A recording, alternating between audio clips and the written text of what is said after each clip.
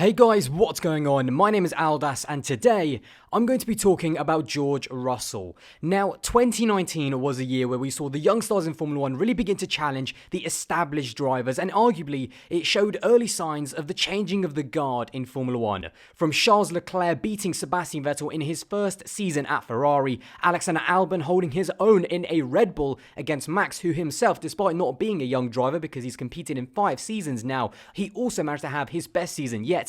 And on top of all of that, we had drivers like Pierre Gasly grabbing a podium in a Toro Rosso and Lando Norris having a breakout year at the age of 19. Formula 1's future is definitely safe with some amazing talent on the rise, but the man that very few people talk about is the man who I believe could be the best of them all, and that is George Russell.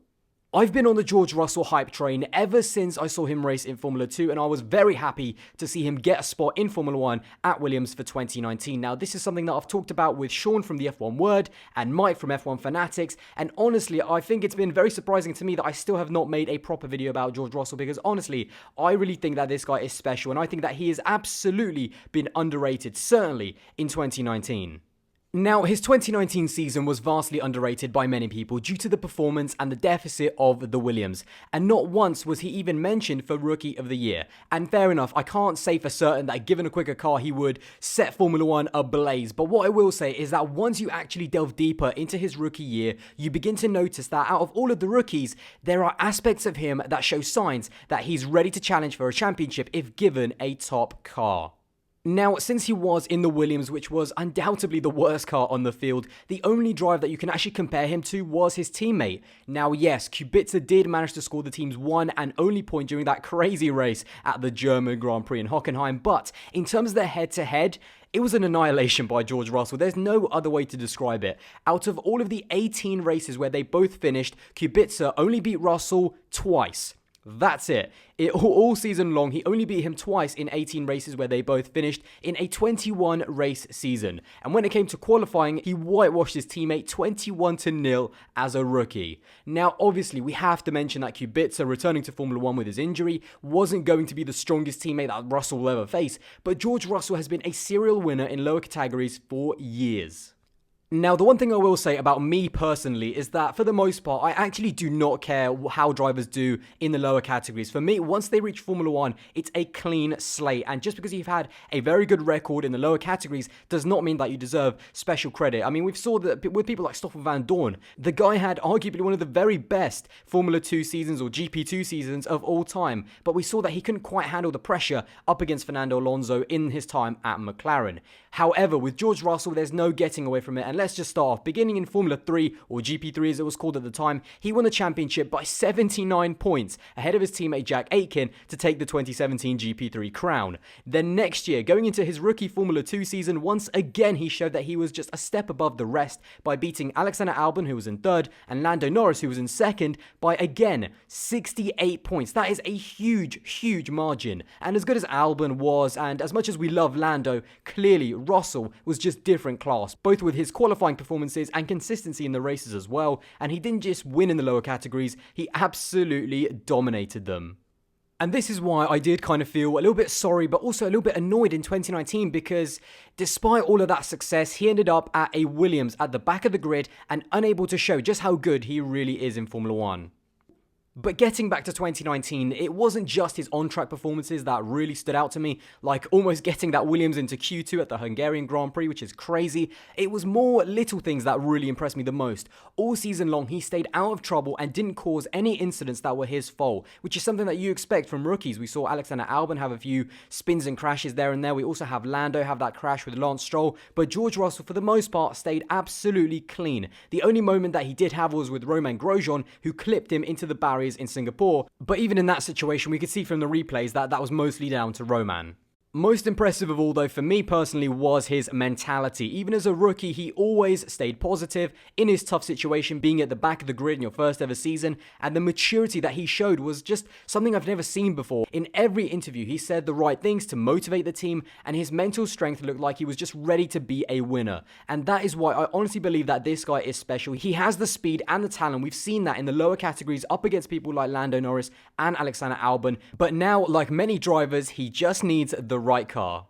So now, going into 2020, where does his future lie? Because as Williams hope to get back up the field, will it be just another season of George Russell watching other drivers make progress in Formula 1, or will he finally get a chance to really show people why he is special? Well, as far as the Williams, of course, it all depends on the team, but the bigger avenue for George Russell to watch out for is the Mercedes seat for 2021. I believe that a huge motivation for Mercedes not to take up Ocon for 2020 was George Russell. I just believe that they weighed up the options of George Russell and Esteban Ocon and Lewis Hamilton as well, his longevity, and of course Valtteri Bottas as well. And I kind of feel like they're saving that second seat for George Russell. If he has another mega 2020 season, in my opinion, he had a great 2019 if you actually look at the finer details, as I said. But if he really has another good season, scores points, and just leads the team even further, because now at Williams, he's the experienced driver now in only his second ever season. So it's a very big challenge for him. But if he has another very good season, and perhaps if Valtteri Bottas doesn't do enough to save his seat, I honestly think that he should be in that Mercedes for 2021, because quite frankly, I see George Russell as the next Mercedes champion. As I said, I'm on the hype train. I think this guy is special, and he just needs the right car to prove it to everyone. This guy is an absolute beast, and I'm not talking about the Instagram photos. On track, he is just crazy, and I think if he was in that Mercedes and the learning that he could do from Lewis Hamilton, I also think that the character that he is, the dynamic that him and Lewis could have, would be really good, because it would be that older driver of Lewis Hamilton still continuing to win races and do really good things, but George Russell would just pick up all that experience, and over time, over 2021, 2022 and beyond, he would start to overtake Lewis Hamilton and take his throne. It's almost like he is the perfect fit to take over the crown at Mercedes once Lewis does decide to call it a day. He already has so much experience with the Mercedes team as well. Not only does he know the team very well, he knows the management, of course, Toto Wolff. He is a Mercedes young driver, but he has also driven every single one of their cars since 2017, which is also a massive plus in various young driver programs and tests as well. And every single time he steps in that Merc, he always impresses. There is always nothing but good coming out of the team, and that is why I honestly think 2020 is going to be a massive year. The driver market, although Max Verstappen and Charles Leclerc have kind of dampened it a little bit, watch out for that second Mercedes seat, because I honestly think it's just a head-to-head fight between Valtteri Bottas and George Russell.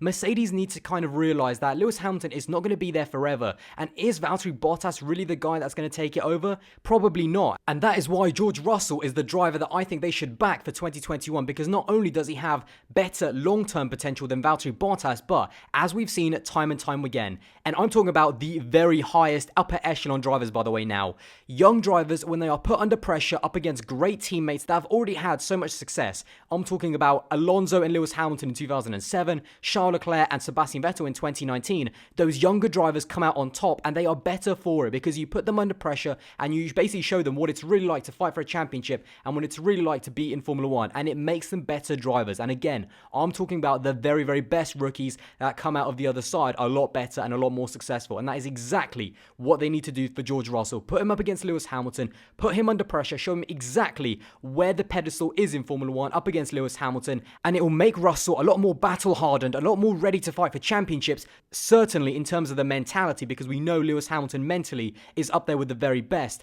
And that is why I think Mercedes have to take the chance, and they have to take the plunge that both Red Bull and obviously Ferrari as well, and that McLaren have also took to take up a younger driver, to let him develop, because to me, George Russell will be a future world champion. So yeah guys, there you go. That is my video on George Russell and why I think he is a very special talent that people should not be underrating in 2020, even though he is in a Williams. This guy, I honestly have had a feeling for the past year that he is just something special. As much as I love Lando Norris and Alexander Albon, I've always thought that George Russell just has another gear that I cannot wait to see him go into. This guy is like the stock market. Honestly, jump on the hype train now while it's low, because once he shoots up high, it will be too late for everyone. I'll tell you that for a fact.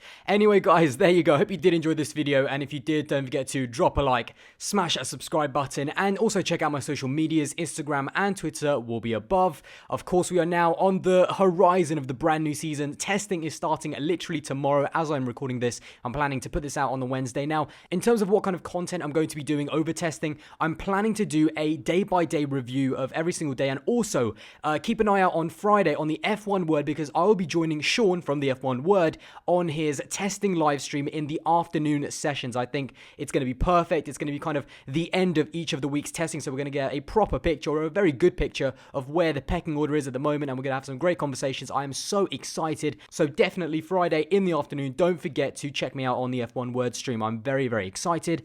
And yeah, also look forward to all the brand new content that is coming onto the channel as well. Anyway, I will see you in the next one. Bye, guys.